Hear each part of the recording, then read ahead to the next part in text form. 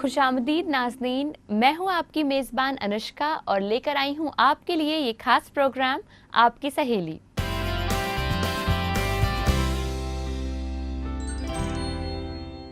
आज के वक्त में ख्वातीन अलग अलग तरीकों से दुपट्टों यानी स्टोल्स का इस्तेमाल करने लगी हैं। इसीलिए हमारी फैशन एक्सपर्ट हमारे पहले सेगमेंट में आज इससे जुड़े हुए कुछ नए ट्रेंड्स आपको बताएंगी।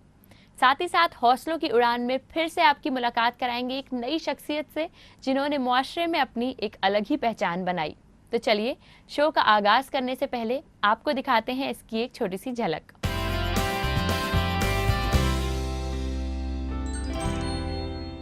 बहुत हेवी सा दुपट्टा पहन लें जी। तो आप कहीं भी जा सकते हैं। इवन आप किसी वेडिंग के रिसेप्शन में भी जा सकते हैं ज्वेलरी पहन के। वो आपका दुपट्टा जो है वो अपने आप में आपके पूरे गारमेंट को कंप्लीट कर देता है। हिंदुस्तानी सिनेमा में ऐसी बहुत कम अदाकारा हुई हैं जिन्होंने हर किस्म के रोल को बखूबी अंजाम दिया, चाहे वो कमसिन लड़की का किरदार हो या उम्र दराज खातून का। अदाकारी की एक ऐसी ही बेहतरीन मिसाल है वहीदा रहमान।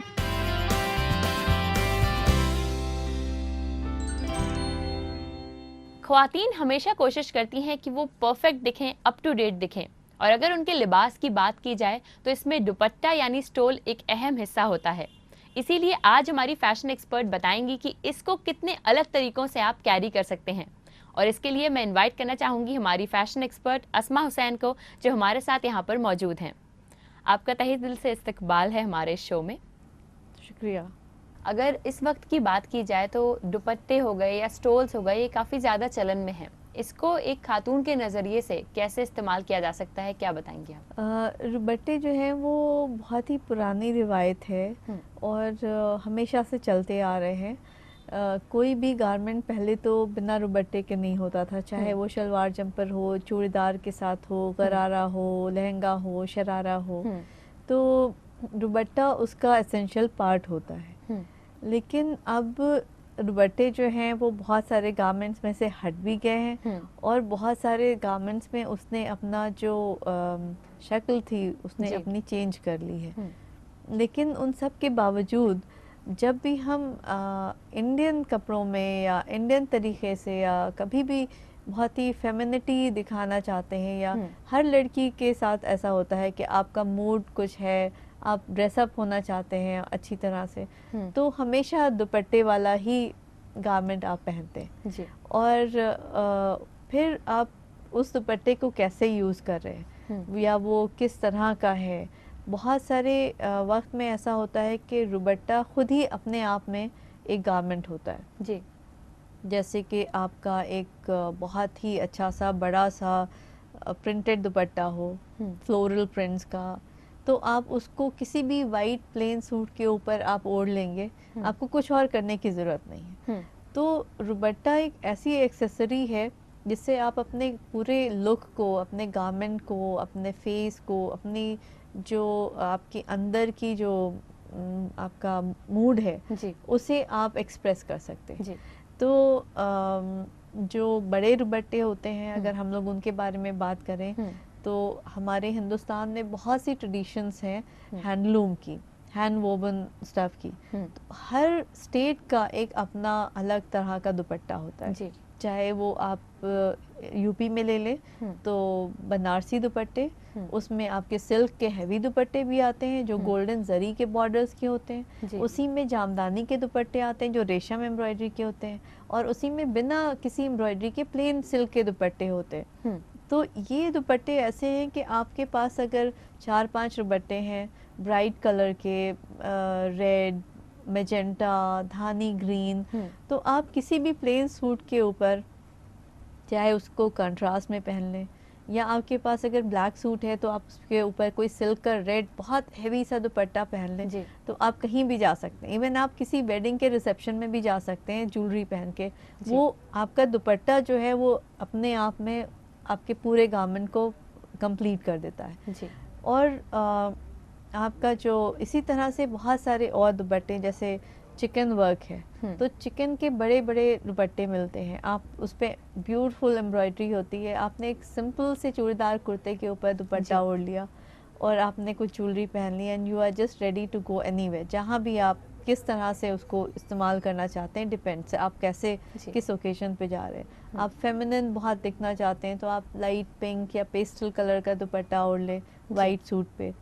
इसी तरह से फिर आपके कॉटन के हैंडलूम दुपट्टे जैसे मऊ और आपके आजमगढ़ एरिया में बिने जाते हैं, उसमें बॉर्डर होता है कॉटन का और बीच में कॉटन के ही दुपट्टा होता है जिसपे जामदानी की हुई होती है, तो वो बहुत खूबसूरत लगते हैं ख़ास तौर से गर्मियों में।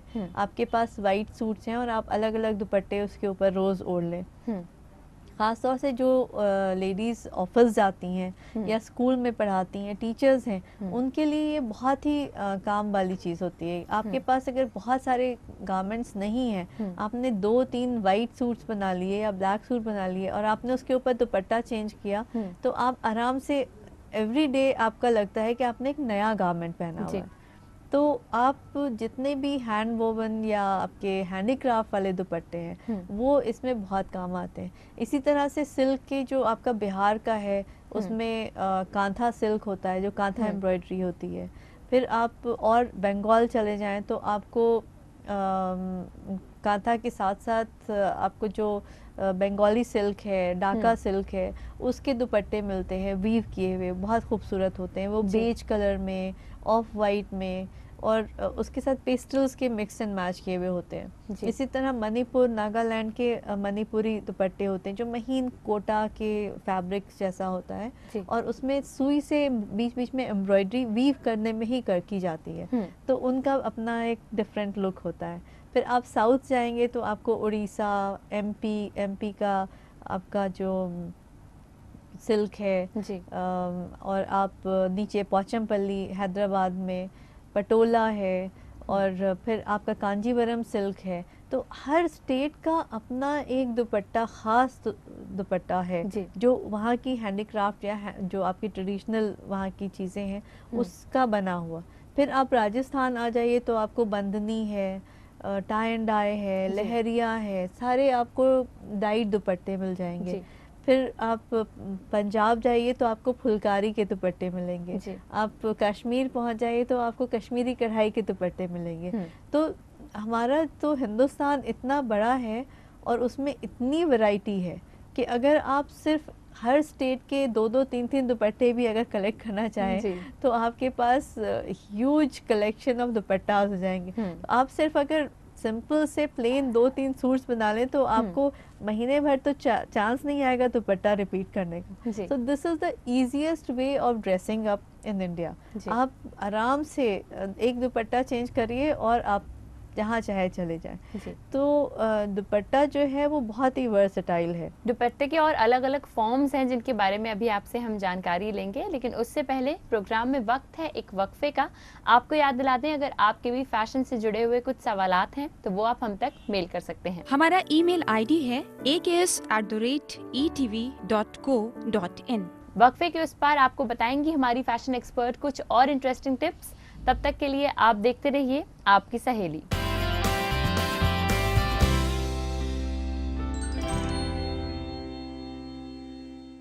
वक्फे के बाद खैर मकदम है आपका हमारे शो में, जिसका नाम है आपकी सहेली। आज हमारी फैशन एक्सपर्ट आसमा हुसैन आपको बता रही हैं कि दुपट्टों का किस तरीके से इस्तेमाल किया जा सकता है आपके पहनावे में। इसी के बारे में कुछ और चीज़ें उनसे जानते हैं। अब हम बात करते हैं स्टोल्स की या स्कार्फ्स की, जो अलग अलग तरीकों से इस्तेमाल किए जाने वाले दुपट्टे ही हैं। तो इनके बारे में आप क्या बताएंगे? ये दुपट्टे जो पतले हो गए, छोटे हो गए, वो स्टोल हो गए। बहुत छोटे हो गए, उनका शेप चेंज हो गया तो वो स्कार्फ्स हो गए। तो जो लोग बहुत ज़्यादा इलेबरेट दुपट्टे नहीं पहनना चाहते या काम करते हैं हाथ से दिन भर में, तो उनको लगता है कि बहुत बड़ा दुपट्टा जो है हमारे काम में जो है फंसता है, तो वो उसकी जगह स्टोल्स ले लेते हैं। और कोई भी गारमेंट जो है, आप चाहे वेस्टर्न गारमेंट भी पहने हो, तो आपने अगर उसके ऊपर स्टोल ले लिया तो वो एकदम से बहुत ही फॉर्मल सा, फेमिनिन सा लगने लगता है। तो स्टोल्स वो होते हैं जो जिनकी विड्थ कम होती है लेकिन लेंथ ज़्यादा होती है। वो भी आपको हर तरह के मिल जाते हैं, सिल्क में, कॉटन में, शिफॉन में, प्रिंटेड शिफॉन के, तो आप उसको अलग अलग तरह से पहन सकते हैं। चाहे आप उसको गले में रोल करके पहन लें, या दुपट्टे की तरह गले में डाल के पीछे छोड़ दें, या आप उसको आगे ला के रैप करके और जैकेट के अंदर कर दें, तो वो आपके स्कार्फ की तरह लगने लगता है। इसी तरह से आपके स्कार्फ्स भी हैं जो स्क्वायर शेप के भी होते हैं, रेक्टेंगुलर भी होते हैं, और आपके वो डायगोनल शेप में भी होते हैं, जैसे ट्रायंगल शेप में, वो उसमें कुछ हैंग करता रहता है। आजकल बहुत सारी एसेसरीज लगी होती हैं, या उसमें एक गोल छल्ला लगा होता है जिसके अंदर से आप ले जाके उसको बहुत ही स्टाइलिश वे में रैप कर सकते हैं। तो अल्टीमेटली वो दुपट्टे का ही फॉर्म है, लेकिन वो थोड़ा सा कैजुअल हो जाता है, छोटा हो जाता है। जो वेस्टर्न कपड़े पहन रहे हैं लोग, उनके हिसाब से इजी हो जाता है कि आपने वेस्टर्न कपड़ों के ऊपर उसको पहन लिया, या आपने उसको सर ढकने के लिए पहन लिया। अब आजकल बहुत सारी लड़कियां जो स्कूटर चलाती हैं, बाइक चलाती हैं, वो स्कार्फ्स का यूज़ करती हैं बाहर निकलते वक्त, क्योंकि उनके बाल ना उड़े, स्किन ना ख़राब हो।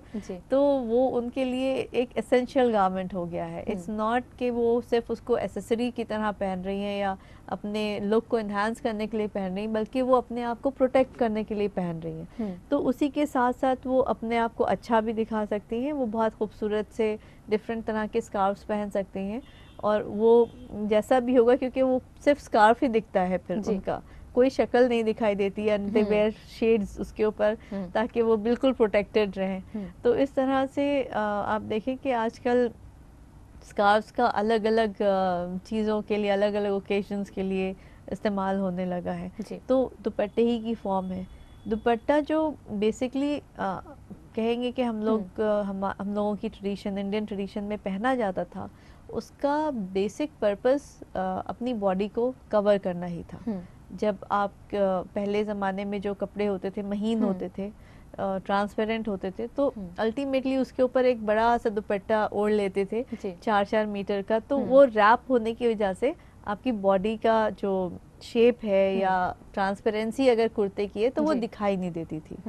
तो वही चीज़ आज भी है, आप उसे आज भी वैसे ही इस्तेमाल कर सकते हैं। अगर आपकी बॉडी टाइप कैसी है, अगर आप बहुत प्लम्प हैं, तो आप स्ट्रेट कुर्ता पहन के बड़ा सा दुपट्टा आपने ऊपर से ऐसे शॉल की तरह ओढ़ लें, तो आपकी बॉडी बिल्कुल जो आपका प्लम्प एरिया है वो छुप जाएगा। तो अल्टीमेटली आपको वो देखने में पतले लगने लगते हैं। तो इस तरह से आप अपने बॉडी टाइप को छुपाने के लिए या इन्हांस करने के लिए पहन सकते हैं। जो लोग बहुत ही स्किनी होते हैं या बहुत टॉल हैं, बहुत दुबले हैं, फ्लैट हैं, तो वो बड़े से दुपट्टे अगर वो सामने से ओढ़ते हैं तो उनके वॉल्यूम ऐड हो जाता है। तो उनकी जो स्किन बिल्कुल दुबलापा है या पतलापन है वो छुप जाता है। तो आपने अगर ए लाइन कुर्ता पहना और उसके ऊपर बड़ा सा कॉटन का दुपट्टा ले लिया, तो आपका वो बॉडी को कवर कर देता है और इन्हांस करता है आपके लुक्स को।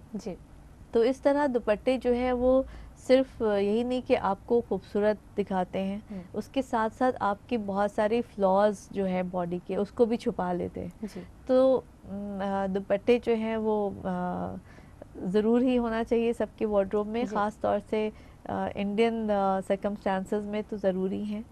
फिर जो दुपट्टे ब्राइड्स पहनती हैं, जो दुल्हन यूज़ करती है वो लहंगे के साथ या गरारे के साथ, तो वो दुपट्टे फिर डिफरेंट हो जाते हैं, क्योंकि वो हैवी दुपट्टे होते हैं, एम्ब्रॉयडर्ड दुपट्टे होते हैं। और उसको कैसे आप पहने, अक्सर ये देखा गया है कि दुपट्टे जब बहुत अच्छा सा आउटफिट होता है, दुल्हन भी बहुत खूबसूरत होती है, लेकिन जब वो दुपट्टा उसको पहनाया जाता है, उसको पहनाने की वजह से वो या तो बहुत मोटी लगने लगती है या बहुत क्लमजी लगने लगती है कि पूरे में दुपट्टा इधर उधर निकल रहा है और उसके बालों में फंस रहा है या सर के पास फूला हुआ है।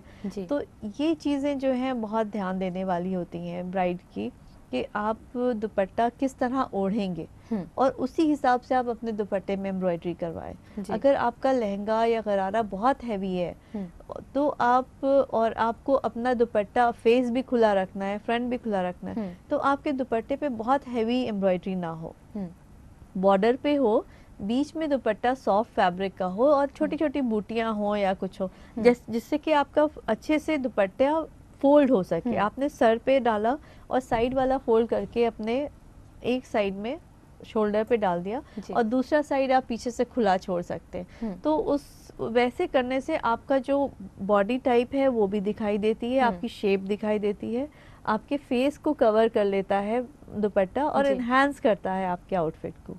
लेकिन जिन लोगों के गारमेंट्स या शादियों में ऐसा होता है कि दुपट्टा बिल्कुल सर पे होना चाहिए और फेस ढका होना चाहिए, तो वो लोग फिर बहुत चौड़े बॉर्डर्स ना यूज़ करें। जैसे गरारे के ऊपर दुपट्टे पहनते हैं, ख़ास तौर से मुस्लिम ब्राइड्स जो हैं उनके निकाह जब होता है तो चेहरा ढका रहता है, तो उस टाइम के दुपट्टे जो हैं उसमें झाड़ यूज़ कर सकते हैं क्योंकि वो दुपट्टा पूरा खुला होता है, दुपट्टा ही दिखाई देता है। तो वैसे में आप शर्ट को लाइट रखें, शर्ट के ऊपर बहुत एम्ब्रॉयडरी ना हो, आपके गरारे पे कम एम्ब्रॉयडरी हो, ताकि आपका दुपट्टा जो है वो फिर फोकस में रहे। दुपट्टे में पूरी ऑल ओवर एम्ब्रॉयडरी है, आपने उसको सर से ओढ़ा और सामने लाके आपने उसको ट्रेडिशनल तरीके से अपने शोल्डर पे डाल दिया, तो वो एक तरीका है दुपट्टे को पहनने का। क्योंकि ब्राइड्स को अपना जिस तरह से पहनना है दुपट्टा, उसको ध्यान में रख के उसकी एम्ब्रॉयडरी कराना चाहिए। क्योंकि खाली एम्ब्रॉयडरी हो गई है इसलिए कि वो आपको एम्ब्रॉयडरी चाहिए और फिर अल्टीमेटली आपने पहना तो वो आप उसमें हज़ारों पिन्स लगा के, आजकल जो ब्यूटिशियंस हैं वो आपके यहाँ पे भी टक कर देते हैं, वहाँ भी टक कर देते हैं और वो बिल्कुल आर्टिफिशियल सी एक मेडअप दुल्हन दिखाई देती है जी। तो उससे अच्छा है कि आप पहले से सोच लें कि आपको कैसे तैयार होना है और उसके हिसाब से अपना दुपट्टा जो है वो बनवाएं, ख़ास तौर से जो ब्राइड्स हैं उनके लिए।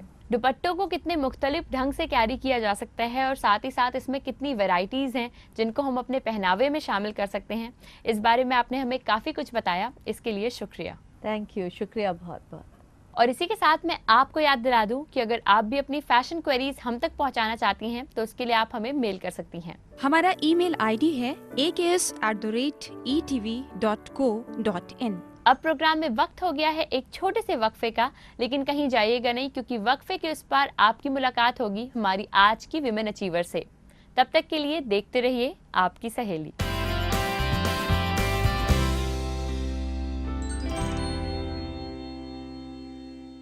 वक्फे के बाद एक बार फिर से खैर मकदम है आपका हमारे शो में, जिसका नाम है आपकी सहेली। आज के सेगमेंट में आपकी मुलाकात कराएंगे एक ऐसी खातून से जिन्होंने जिंदगी में कई मुश्किलों का सामना किया, फिर भी हार नहीं मानी। कौन है वो, चलिए देखते हैं।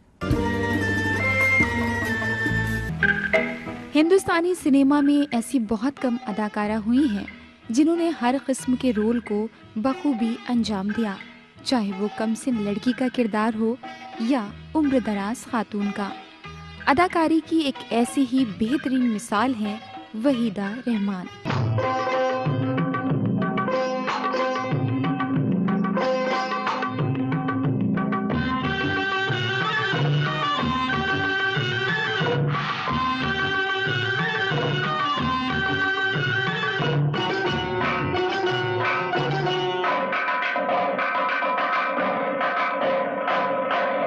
वहीदा रहमान की पैदाइश 14 मई 1936 को तमिलनाडु के रवायती मुस्लिम परिवार में हुई थी। बचपन से वहीदा रहमान का ख्वाब डॉक्टर बनने का था, लेकिन उनकी किस्मत को कुछ और ही मंजूर था। मुंबई आकर वहीदा रहमान ने रक्स की तालीम हासिल की और यहीं से उनके करियर का आगाज हुआ। 1955 में उन्होंने 2 तेलुगु फिल्मों में काम किया। इन फिल्मों में उन्हें कामयाबी हासिल हुई, जिसकी बदौलत उन्हें गुरुदत्त के फिल्म CID में काम करने का मौका फराहम हुआ। गुरुदत्त वहीदा की अदाकारी से इतने मुतासिर हुए कि उन्होंने अपनी फिल्म प्यासा में इन्हें अपने साथ बतौर अदाकारा काम करने का मौका दिया। जाने क्या मैंने सुनी, बात कुछ बन ही गई। इस फिल्म में गुरुदत्त और वहीदा रहमान की ऑन स्क्रीन केमिस्ट्री इतनी जबरदस्त रही कि लोग इन्हें हर बार एक दूसरे के साथ देखने की ख्वाहिश करने लगे। गुरुदत्त और वहीदा रहमान ने एक साथ कई फिल्में की। 1959 में कागज के फूल, 1960 में चौदहवीं का चांद, चौदहवीं का चांद हो या आफताब हो, जो भी हो तुम खुदा की कसम लाजवाब हो। और 1962 में आई साहब बीवी और गुलाम में वहीदा ने अपने अदाकारी के जलवे दिखाए। 1963 में गुरुदत्त और वहीदा की ये जोड़ी अलग हो गई और फिर शुरू हुआ वहीदा और देव आनंद की बेमिसाल जोड़ी का सफर। वहीदा रहमान और देव आनंद ने एक साथ कई कामयाब फिल्में दी, जिनमें सबसे ज्यादा मकबूलियत गाइड को हासिल हुई। फिल्म गाइड ने फिल्म इंडस्ट्री में एक अलग मकाम हासिल किया।